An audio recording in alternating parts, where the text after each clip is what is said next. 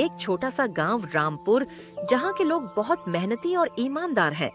पर उसी गांव में रामपाल नाम का आदमी, जिसको अपनी दौलत और पैसे का घमंड था, उसके सामने गांव का सरपंच भी उसकी तरफदारी करता।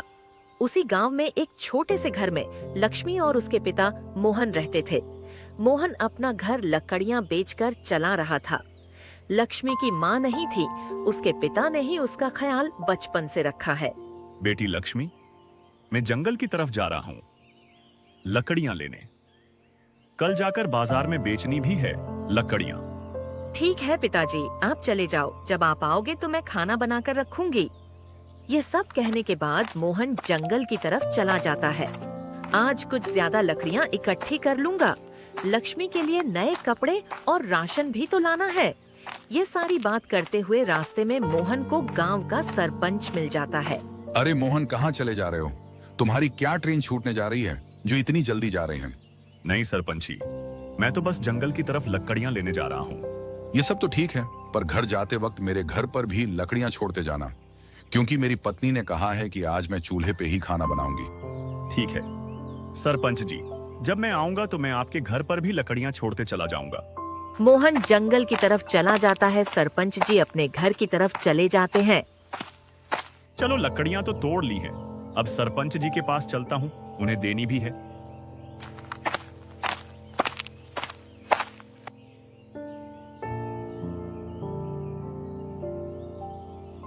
सरपंच जी, में मोहन आपकी लकड़ियां लेकर आया हूं।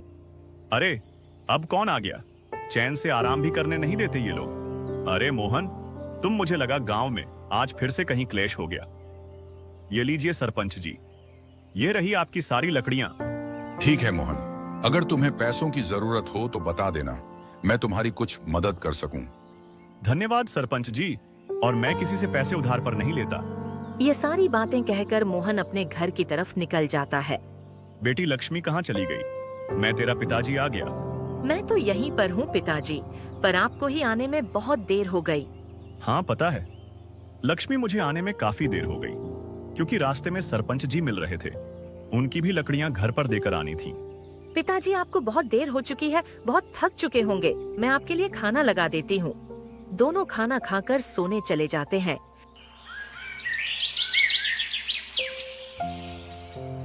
अगले दिन मोहन अपने सारी लकड़ियां रखकर गांव की तरफ निकल जाता है। मोहन बाजार जाने के बाद लोगों को आवाज लगता है। रामपाल की नजर उसकी तरफ जाती है और उसके तरफ जाती है। चलो, आज का काम तो मेरा बन गया। इसे बकरा बनाने में काफी मजा आएगा। इसका वैसे भी काफी हटा काटा है, काफी पैसों में बिकेगा। अरे भाई, ये लकड़ियां हैं, कितने की दी है? काफी अच्छी लग रही है। साहब, ये लकड़ियां 5 चांदी के सिक्के की हैं। ये तो काफी ज्यादा पैसे हैं। तुम मुझे 3 चांदी के सिक्के में दे दो, मैं तुम्हारी सारी लकड़ियां खरीद लूंगा। मोहन यह बात सुनकर काफी खुश हो जाता है, पर उसे नहीं पता था कि वह रामपाल के जाल में फंस चुका है। ठीक है साहब, मैं आपको 3 चांदी के सिक्के में ये सारी लकड़ियां दे देता। रुक जा मोहन, पर मेरी एक शर्त है। मुझे सारी लकड़ियां इस हालत में चाहिए जिस हालत में यह अभी है। रुक जा मोहन, पर मेरी एक शर्त है। मुझे सारी लकड़ियां इस हालत में चाहिए जिस हालत में यह अभी है। ठीक है साहब, मैं आपको यह लकड़ियां इस हालत में दे देता हूँ जिस हालत में यह भी है। ठीक है तो मोहन, ये सारी लकड़ी मेरे घर पर लेकर मेरे पीछे आओ, मैं तुम्हें वहीं पर ही पैसे दे दूंगा। मोहन उसके पीछे चलने लगता है।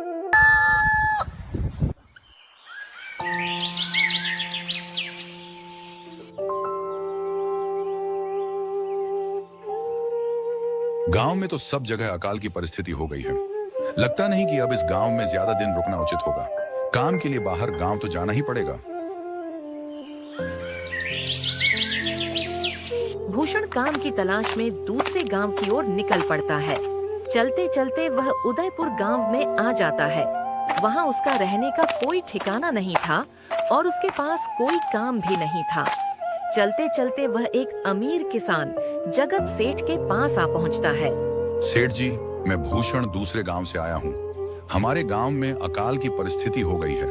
लोगों के खेत सूखे पड़े हैं। गांव में बूंद बूंद पानी के लिए लोग तरस रहे हैं। अगर मुझे आपके पास कुछ काम मिल जाएगा तो बहुत कृपा होगी। बड़े भाई, अरे लगता है तुम्हारी हालत बहुत खस्ता हो गई है। ठीक है, वैसे मेरे पास एक काम तो है, पर लगता नहीं कि तुम वो कर पाओगे। सेठ जी, आप चिंता ना करें, मुझे आप कोई भी काम दे सकते हैं। मैं वह काम पूरी मेहनत और ईमानदारी से करूंगा। अच्छा ठीक है, भूषण तो कान खोलकर सुन लो। मेरे पास 10 गायें और 5 भैंस हैं। तुम्हें हर रोज उन जानवरों का गोबर निकालना होगा और रोज सुबह शाम उन्हें चारा पानी देना होगा। महीने के आखिर में तुम्हें इस काम के लिए 200 रुपए मिलेंगे, और हाँ, 2 वक्त का खाना भी हमारी तरफ से मुफ्त दिया जाएगा। बोलो, क्या तुम यह काम कर पाओगे?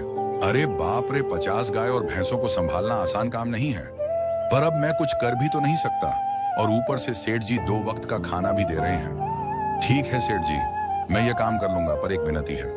हाँ बोलो भूषण, क्या बात है? सेठ जी, अगर आपको समस्या ना हो तो क्या मैं आपके गायों के साथ गौशाला में रह सकता हूँ? सेठ जी, मैं इस गांव में नया हूँ, मेरा रहने का कोई ठिकाना नहीं है। जगन सेठ थोड़ी देर तक सोचता है और भूषण को ऊपर नीचे देखकर बोलता है, ठीक है भूषण, तुम गौशाला में रह सकते हो। जी धन्यवाद सेठ जी।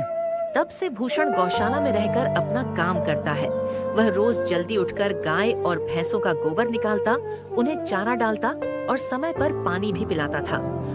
हर रोज भूषण अपना काम ईमानदारी और पूरी मेहनत से करता था। जगत सेठ को भी भूषण का काम बहुत पसंद आने लगा, क्योंकि वह अपना काम सफाई से करता था। एक दिन जगत सेठ भूषण को बुलाकर बोलता है, भूषण, मुझे तुम्हारा काम बहुत पसंद आया है। तुम गाय और भैंसों का अच्छा ख्याल रख रहे हो, इसलिए दूध की गुणवत्ता भी बढ़ गई है और गाय पहले से ज्यादा दूध भी दे रही है। इसलिए मैं आज से तुम्हारी तनख्वाह बढ़ाकर पूरे 400 रुपए कर रहा हूँ। आपका बहुत बहुत धन्यवाद सेठ जी। कुछ दिन ऐसे ही बीतने लगते हैं। भूषण जगत सेठ के पास बहुत मेहनत और ईमानदारी से काम करता है। धीरे धीरे भूषण के पास अच्छा खासा रुपया जमा हो जाता है, जिससे वह अपने लिए थोड़ी जमीन लेकर उस पर एक छोटा सा घर बनवा लेता है। उस गौशाला में सोकर तो नाक से गोबर की गंध अभी भी नहीं जा रही। अब आखिरकार मुझे अपने घर में चैन से सोने को तो मिलेगा। तब से भूषण जगत सेठ के पास गौशाला में काम करने आता और 2 वक्त का खाना खाकर अपने घर सोने के लिए चला जाता था। कई साल ऐसे ही बीत जाते हैं। भूषण की मेहनत के कारण उसके पास अच्छा खासा रुपया जमा हो जाता है। एक दिन भूषण जगत सेठ से बोलता है, सेठ जी, आजकल गांव में चोरी की समस्या बहुत बढ़ गई है और मेरे पास कुछ रुपए भी जमा है जो मैंने अपने घर में रखे हुए हैं, पर मुझे उन पैसों की चोरी की चिंता हो रही है। आपको तो पता है कि मैं दिन भर आपके पास ही काम करता हूँ और सिर्फ रात में ही घर सोने जाता हूँ, इसलिए मुझे रोज उन पैसों की चोरी की चिंता सताती है। हाँ भूषण, तुम बात तो बिल्कुल सही कह रहे हो। आए दिन गांव में नए नए चोरी के किस्से सामने आ रहे हैं और दिन भर तो तुम्हारा घर खाली ही रहता है, तो चोरी होने की संभावना तो जरूर है। देखो भूषण, ऐसे समय में तो गांव में एक ही जगह है जहां पर तुम्हारा धन सुरक्षित रह सकता है, और वो है जमींदार का घर। क्या जमींदार का घर? हाँ भूषण, इस गांव के जमींदार बहुत ईमानदार और दयालु हैं। ऐसा मैंने कुछ लोगों से सुना है, और उनके घर पर बहुत सारे पहरेदार भी हैं, तो चोरी होने की संभावना बहुत कम है। तुम अपने पैसे उनके पास रख सकते हो। अच्छा, ऐसा है क्या सेठ जी? ठीक है, फिर आज ही मैं जमींदार जी से मिलकर बात करता हूँ और उन्हें अपनी समस्या बताता हूँ।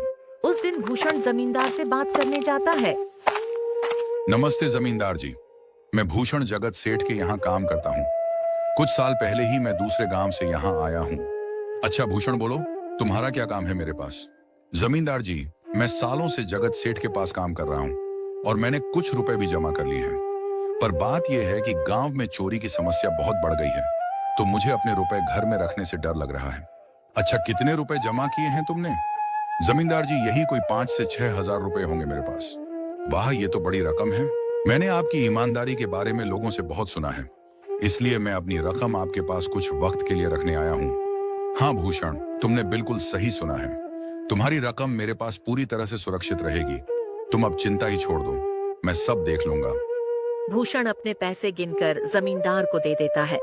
ये पूरे 5,800 रुपए हैं, आप गिनकर देख लीजिए। गिनने की क्या जरूरत है, तुम तो जगत सेठ के आदमी हो, मुझे तुम पर पूरा विश्वास है। भूषण जमींदार को 5,800 रुपए दे देता है। जमींदार जी, आपका बहुत बहुत धन्यवाद। अब मुझे चोरों का कोई डर नहीं है, क्योंकि मेरे पैसे सुरक्षित। अरे भूषण, कोई बात नहीं, धन्यवाद तो मुझे बोलना चाहिए जो तुम मेरे पास आए अपने रुपए रखने के लिए। भूषण अपने पैसे जमींदार को देकर चला जाता है। हाँ भूषण, तुम्हारे पैसे मेरे हाथों में ही अच्छे लगते हैं। ऐसे ही भूषण ईमानदारी और मेहनत से जगत सेठ के यहाँ काम कर रहा था।